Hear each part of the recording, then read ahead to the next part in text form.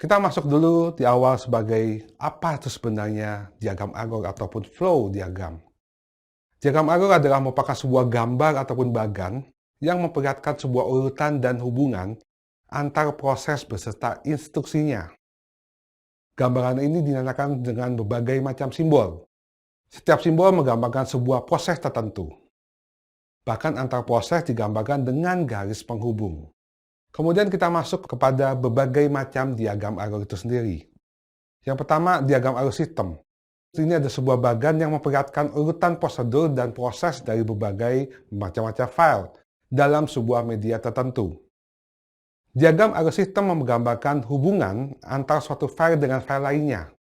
Yang kedua, hubungan antara yaitu media yang dipakai untuk setiap file.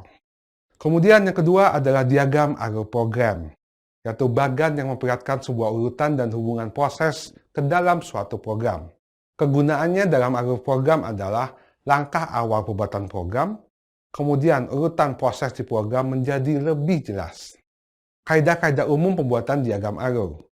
Sebetulnya tidak ada rumus ataupun patokan yang bersifat mutlak.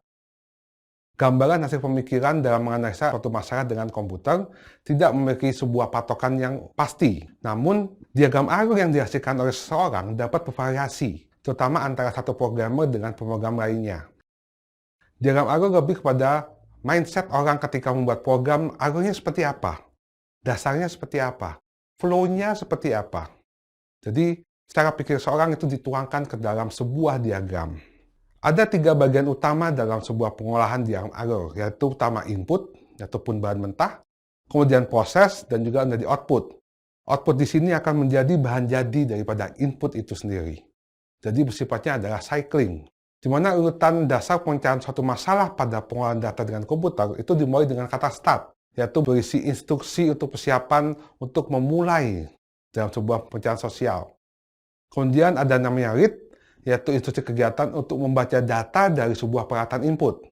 Kemudian ada namanya proses, yaitu kegiatan yang berkaitan dalam pemecahan persoalan sesuai dengan data yang dibaca. Kemudian ada namanya write. Di sini instruksi untuk merekam hasil kegiatan kepada peralatan output.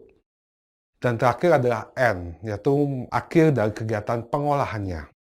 Kemudian ini ada beberapa anjuran di dalam ketika menyusun sebuah diagram Arrow. Yang pertama, hindari pengolahan proses yang tidak perlu, dan juga logika yang berbelit, sehingga jalannya proses menjadi lebih singkat. Kemudian yang kedua, jalannya proses digambarkan dari atas ke bawah, dan memberikan tanda panah untuk memperoleh penjelasan yang lebih baik.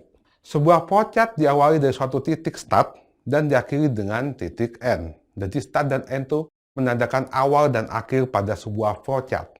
Ada beberapa simbol daripada flowchart menjadi 3 bagian. Yang pertama adalah flow direction symbol, yang kedua, processing simbol. Yang ketiga, input-output simbol. Demikian materi saya kali ini. Terima kasih.